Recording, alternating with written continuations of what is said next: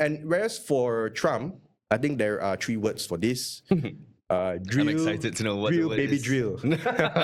If Harris were to win, the plan here is to increase that tax rate to 28. For Malaysia, generally I would say that if Trump comes into power, it's going to be good for us actually.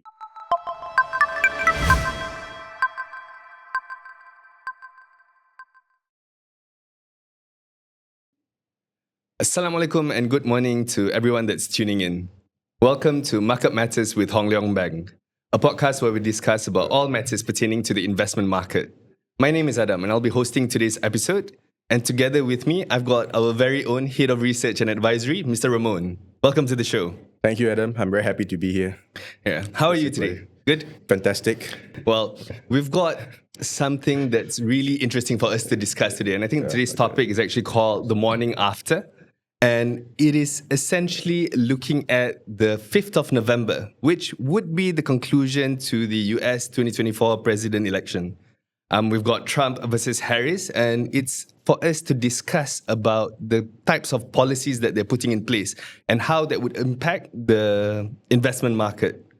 You ready to get into this? Yeah, of course. I'm truly excited. Yeah. Okay, so as most of us would be aware of, whenever there's an election, a lot of the time there's volatility that's attached to the market as well. And I think before we deep dive into the different types of policies that people might put into place with regards to the different candidates, maybe you can give us an idea in terms of what the current situation is between the two candidates. Yeah, thanks, Adam. So I think it's a rather interesting scenario on what we are looking at now. Because as you know, in the US, there are different polls that you could look at to basically get a sense in terms of who is leading the presidential race. So I think one really good one that I've been looking at is called the RCP, which is called the Real Clear Politics Poll, which basically takes the average of all the polls in the US. Right. So currently at the moment, Harris has a slight lead. So she has about 49.3% of the votes. And Trump has about 47.7%.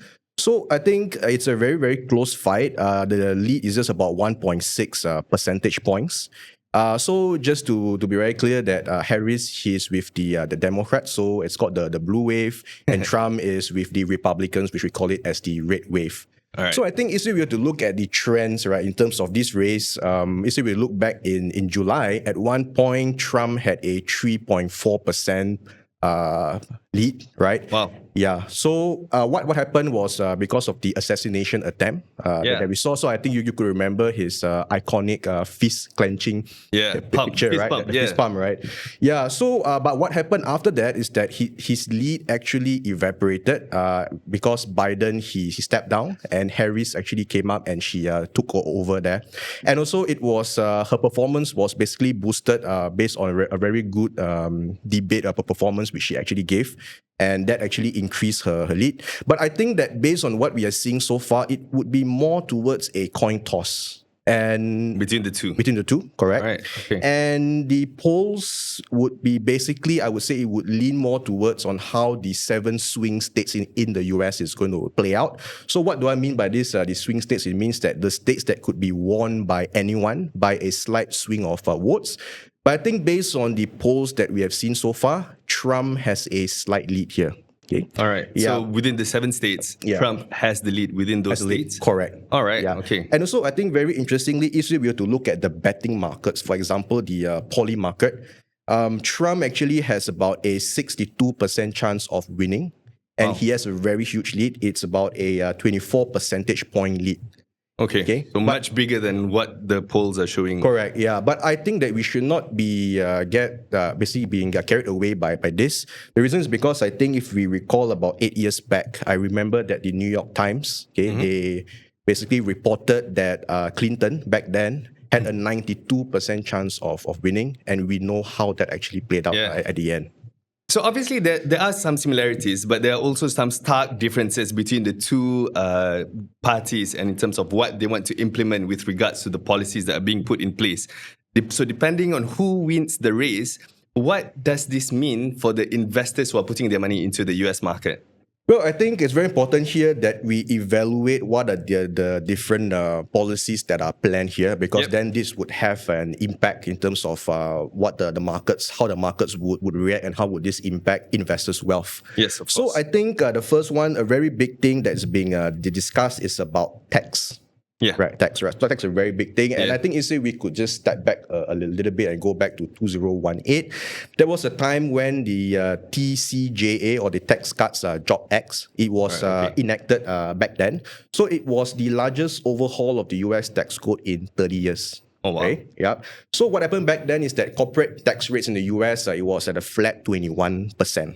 Right? Across the board. Across the board. Okay. Yeah. Cool. And so the plan here is that if Harris were to win, okay, Yep. the plan here is to increase that tax rate to 28%. So from 21 moving up to 28%. Exactly. That's not going to be very popular among Yeah, the... but then we're going to talk a little bit about that, right? Yes. On what the impact would that Yep, be like. of course. But then, of course, I think if we talk about raising the tax rates to 28%, her plan here is to basically divert some of that revenue via tax credits to basically help those who are not so well off in the US. So, Right, okay. in essence, we are viewing what I would call as a redirection of wealth. Yeah, so from the redistribution of wealth, Correct, essentially. Yeah, all right, correct. okay, that's from, cool. from the high income earners to Yep. the low income earners. Okay, and then for Trump, obviously he's taking the opposite stance about that, right? So his plan is to cut from 21% all the way down to 15%. Wow. But- So less money for the government. Exactly, but the thing is that I think this is going to be quite tough, because you just like can't get away, right, by just lowering taxes like that. And then the next thing is that how are you basically going to fund your spending? How are you going to fund Yeah, your yeah. deficits, right? So it's not very easy Correct. to get to that kind of a level of tax. But I think more importantly here, I think at the very least, he would not want to raise taxes in the US. So that is going to be key. So I think the impact here is that it would definitely be positive under Trump. Sorry. So over here, I think we'll be able to look back when Trump was president back in 2017 to Yep. 2021. What happened was that from the end of 2017 to the end of 2019, the Dow Jones actually rallied about 15%. So it's very, very positive for the investment market. Yes, correct. And then I think to what you basically said earlier on the tax increase, that Yep. if Harris were to come into the helm, there are many reports out there that states that the market is not going to do well, that the markets would not like it. Yeah, Right. But of course. I think over here I would like to challenge that assumption. I would like to challenge that argument as well, because if we were to look back, let's say to the 1970s and the 1980s, right? Okay. I think tax rates in the US was about 40% approximately. And then down, I think to the 90s and the year 2000s, the tax rates were about 34 to 35%. So Still relatively high. Still from relatively today. high, exactly. And if we were to look at the S&P 500 performance, let's say we take a starting point of about 1970 all the way to now, S&P has gone up 24,000%. Yeah. So really, I think Massive amount. exactly. And let's say we were to talk about the market performance since the year 2000, the S&P 500 has gone up about 410%, which is massive, Yeah. right? Okay, so essentially what you're trying to say is that even with the tax idea from Kamala Harris, that it might not be resistant as much because of the fact that S&P 500 has done well over the past years, given whatever stance it is on the taxes. Exactly. All right, that's interesting. And would there be any trickling down effect from the US into the global economy as a whole? And then maybe you can bring it to Asia specifically because we're in Malaysia, you know what I mean? Yeah, sure. So I think before we get there, I think perhaps we could just discuss a couple of more things, right? Yep. Because that would eventually impact, right, to the rest of the world. Yes. So I think energy policy is going to be a very big thing, because we're talking about oil prices, which is going to impact everyone, even for Malaysia as well. So I think for energy, what happened is that I think US crude production actually it took off in a very big way. I think back during Obama's time in 2008 and 2009. Okay. It's because of this technology which we call it as fracking. So it's a thing that was discovered by the US. So what happened was that I think by 2018, US became the largest oil producer in the world. They overtook Russia, they overtook Saudi, right? And they remain in the top spot ever since then. So I think for Harris here, what she's planning to do is that she doesn't really believe in big oil, right? Wow. And she plans to eliminate oil and gas subsidies, and she wants to basically protect the land from drilling and mining. And she has been a climate warrior. She has basically, I think she has sued BP and ConocoPhillips. She has investigated Exxon. But I think that, she may not take a very aggressive stance. And the reason why I'm saying this is that US has to maintain its position as the top crude oil producer in the world, because I think that they do not want to be at the mercy of Russia and with Saudi as well. Yeah. So I think the next big thing that she'll be looking at is going to be in terms of green energy. Yeah. Green energy. So over here, I think there was a report by McKinsey. They state that about $400 billion of federal funding would be diverted, which is going to be the largest spending of a climate bill in history. Yeah. So, and whereas for Trump, I think there are three words for this. Drill, I'm excited to know what drill, the word baby, is. drill. Right. So more oil production. More oil from production. He's going Trump's to side. correct. He's going to deregulate the whole sector, and basically he doesn't like renewable. Right. So he thinks that it's unreliable, it's costly, it is going to benefit China in a way. Right. And he also has this hatred for solar and wind. Oh, wow. Yeah, so basically we could see a major rollback in regulations. I see. Right, yeah. So I think overall in that sense, if Trump were to win, then he's going to pump up supply. So what's going to happen is that this may reduce oil prices. But of course, I think it's just too simple to just jump to that conclusion because there are many factors. You have to look at global supply and demand. You have to look what is the expected growth expectations of the world. If you look at China, if you look at Middle East tensions, you need to know what OPEC is doing. So it's not very straightforward in that sense. So it's not just you produce more, then supply is more, then prices fall. Exactly. Yeah. So it's not as simple as that. And I think the next one, which is going to be very, very important for the rest of the world, right? Yeah. Apart from oil prices, is on foreign and trade policy, which is pretty interesting here.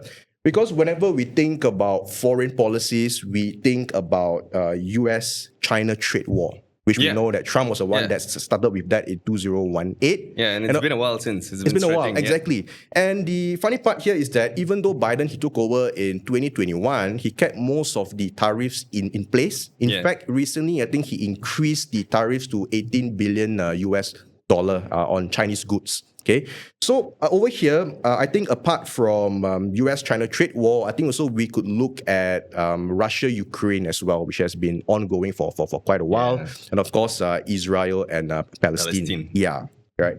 So I think for Harris here, she basically shared very little with regards to the trade war. So most likely she will just maintain the current policy that is in place. But I think one very interesting thing that the US is thinking that Biden may put into place is this thing called the FDP rule. So basically it stipulates that... Sorry, can you just explain to us what the FDP rule? Yeah, so it's basically the foreign direct product. I see. FDP, right? So over here, what it means here is that for those goods, okay, or I would say as semiconductor manufacturing equipment that is made with US software or US technology. Also, what essentially happens here is that US can stop the export of those goods to China, even though those are made in a foreign country. So that's the amount of power which they have. And I do think that Harris, she would basically continue on that if that were to be implemented. Okay. Yeah. That sounds pretty intense. I think now, if you don't mind, I want to get us into the collection of all these different sectors and how it matters to the investors when they're doing their portfolio construction, their strategic asset allocation. How does all of this come together when trying to do so with an investment portfolio? Right. So I think for this, I think it's very important that for an investor, we need to be well diversified. Yes. But of course, there are certain areas on what we could look at, right? Especially for the remainder of the year and also basically heading into next year.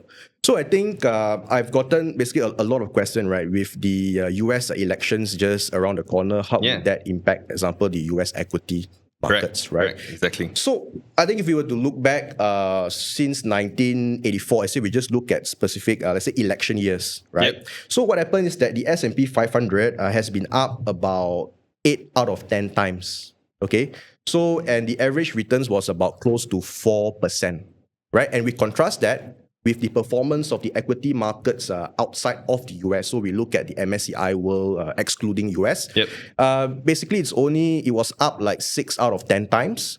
Average returns was negative 0.6. So all in all, the US equity markets is basically expected to do well despite the fact that there is uncertainty in the US, right? Wow. So now, I think if we were to look at the market performance for the first 9 months, it has been very, very strong. Yeah. Right? And Yes. there's a question, has the market gone up by too much? What are the odds of it still doing well in quarter four? Post-election. Post-election, Yeah. right? So the stats, based on the numbers that we have looked at, the S&P 500 has about a 78% chance of finishing quarter four up. Wow. And 100% chance that the whole year would still be positive. So what this means is that there's a very low chance that we could be seeing a sell-off or a big crash. And I think whenever we look at 78% probability of the markets going up, Yeah. it is the odds that I would want to take, right? Yeah. Because example, let's say if we were to go to a casino. Oh. Yeah, I know you can't go to a Not casino. Sharia right? compliant. You can't play. But Yeah, please, exactly. tell me. Yeah. Yeah, so if you were to play something as simple as blackjack, Yep. yeah, so the odds of winning, if say you are playing, Yeah. if say you are not the house, is about I think 44%, which is less than the coin toss Yes. odds.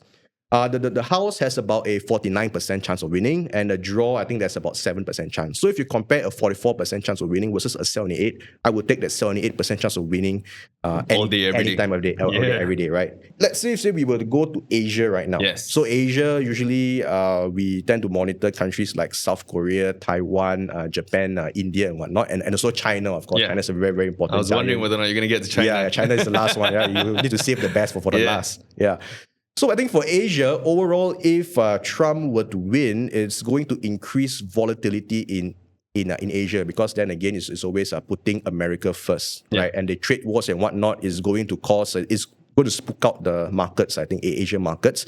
So also, I think in terms of countries like South Korea and Taiwan, because they're very reliant on tech and they export a lot of tech goods, right? So US might essentially say, hey, no, don't sell your products to China. So their profitability is definitely going to be impacted there, right?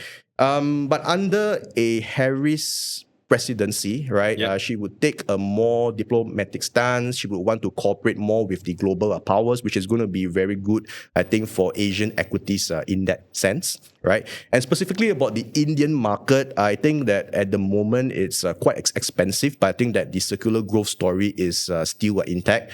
And I do think that India could and would be the next superpower after China. Yeah. Right.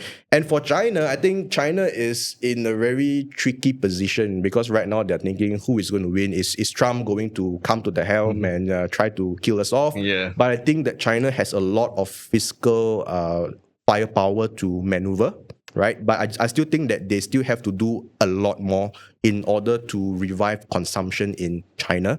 So I do think that, I think in terms of a longer term growth story, I still think that China still has room, given how bad that the markets have performed in the last few years. So we are seeing signs that the economy in China has bottomed. So we do think that, I think from a portfolio perspective, despite the fact that Trump might come into power, is to have some allocation to China, but not too much. All right. Okay. Right? Yeah. And I think for Malaysia, which is a very, very important one, right? Yeah. Especially for us. Which for us, exactly, Yeah. exactly, yeah. We're here. Yeah. So for Malaysia, generally I would say that if Trump comes into power, it's going to be good for us actually, because first of all, why is that? if we were to look at tax cuts, which is what Yep. he's going for, tax cuts, as I said, is good for the stock markets, and Malaysia stock markets tend to track US stock markets in some way. So, of course, the correlation is not one-to-one, but Yeah. if global markets do well, you would expect Malaysian equities to do well Yep. as well, right? And then in terms of trade, I think trade is going to be a very, very big thing, because if there is a US-China trade tension, right, Malaysia is basically going to benefit from what we call as trade diversion, and also from increased FDIs. So what do I mean by trade diversion here is that you have manufacturers who are attempting to relocate their base from China, and they are looking to other areas like ASEAN, for example, and this is Yeah. what we call as a China plus one. strategy. So if I could give, let's say, an example, let's say during the trade war back then in 2018, so if we were to look at US imports from Malaysia, right? It picked up, I think, at a compounded annual growth rate of about 3.7% from 2017 to 2020, right? And imports, basically, China imports basically from Malaysia, it increased about 11% compounded annual growth rate, right? So there's going to be very huge flows there. And I think that some of the sectors, perhaps for Malaysia, that could do well, especially those more on the export side. So we could talk about steel and aluminium. We could talk about gloves. We could also talk about tech as well, because of the tariffs that US have imposed on China. For instance, for your glove, I think the tariff have increased from 7.5% to 50%, and it's going to go to 100% for gloves. Insane, right? It's mad. And then for tech, I think the tariff would increase from about 25 to 50%. For steel and aluminium, I think it's about 25% there. Okay. And the next one here, I think what we talk about is FDIs. Right. So back then, when the trade war happened, FDIs to Malaysia actually increased by about 3.5 times. So it went from about 54 billion ringgit to about 188. That's very positive for us. That's very positive. And in fact, if we were to look at the data for this year, the first half of this year, I think we saw about an 18% year-over-year growth in terms of FDI in amount that is 160 billion ringgit, and more than half of that came from foreign money. So I think you have seen that the news, firms like Microsoft, Google, and ByteDance, they have decided to invest in Malaysia, amounting to about $2 billion-ish, something like that. So I think we should still be seeing very positive inflows in that sense, right? And I think for Malaysia, on the domestic front, we are seeing a lot of tailwinds. We are basically seeing improvement in the manufacturing sector. The services sector obviously is still doing well. The tourism side is also improving, right? And exports are improving. There are more demand for our electronic goods. And I think on the domestic front, we are still seeing resilient consumer spending. And then the employment market, it seems to be doing well as well. So overall, I think it's still positive for Malaysia. And I think Malaysia equities would still do well in that sense. And I think whenever we talk about oil prices, I think we spoke about oil a bit earlier. Malaysia is still somewhat heavily reliant on oil revenues, right? So if we could put that in percentage terms, I would say that it's about, on average, about 25% of our revenues actually come from oil. It could go as high as 32%. And also the bulk of that revenue comes from Petronas, because they pay the government the dividends. So that's about 60% of the oil revenue which the government receives. So depends on how oil trades. This would definitely have an impact in terms of our fiscal budget. Okay, so there's quite a lot to unpack there, actually. So you've kind of went from US, then to Europe, and then come to Asia before focusing on Malaysia in itself. But I think a lot of things that you're mentioning is actually still focused around the equities. So if we think about the equity side of things, and with regards to investors who are looking to park their money in equities, are there specific types of stocks or counters that they should be looking at? Should they be focused on strategies that are more like dividend yielding, or should they be looking at growth stocks? Because you did mention that during election years, they tend to do very well. 8 times out of 10, you've mentioned that the equity market has done well. So what are the type of position that they should be looking into? Or should they just take a single approach, just diversify across the board and have their eggs spread out? So I think even though, it's pretty important that we spread our eggs out, right? we have different types of holdings, but I think there are certain areas which we could look at, we could focus on even more. So for instance, if we were to factor in the US elections, usually what happens from a sectorial standpoint is that there are certain sectors, for instance, your financials, your energy, and your communication services have tended to outperform the S&P 500 during an election year. And other sectors like tech, materials, healthcare tends to underperform in that respect. So Now, if we were to look, right, in terms of year-to-date performance, how these sectors have performed, I think it has played out according to what historical evidence suggests. So, financials have done really, really well. Communication services have outperformed the S&P 500. Energy, it didn't do as well. Whereas for this year, I think the underperformers, if you look at it, will still be materials, and also tech have not been doing very well recently, and healthcare as well. If you'll be able to compare that to the broader S&P 500, right? So I think apart from that, overall investors, I think they should still spread their money out in growth sectors as well, because I do receive questions. I've seen that a lot. Has the AI bubble burst? Right, because the AI stocks have gone up a lot. Yes. Like NVIDIA, for example. Correct. So they are basically saying the current market environment is something similar to what we have seen back in 2000 when the tech bubble burst. Right, so some parties are pretty spooked about this, right? Yeah. But the one thing that I could say right now, if you look at the earnings results of the big tech names, of these AI names, they are still making money. They are still profitable as compared to back in 2000 when basically profitability was an issue back then. And also, I do think that because we are still at the front end of the AI growth, right? So I think we are basically in the second year, right, of this AI growth. I do think that there is a longer runway. It could run for about another perhaps 5 to 8 years. So that's quite a long time. Long way, exactly. Yeah. And the reason why I'm saying this is because if we were to look back to the PC wave, which happened in the 90s, right? Yeah.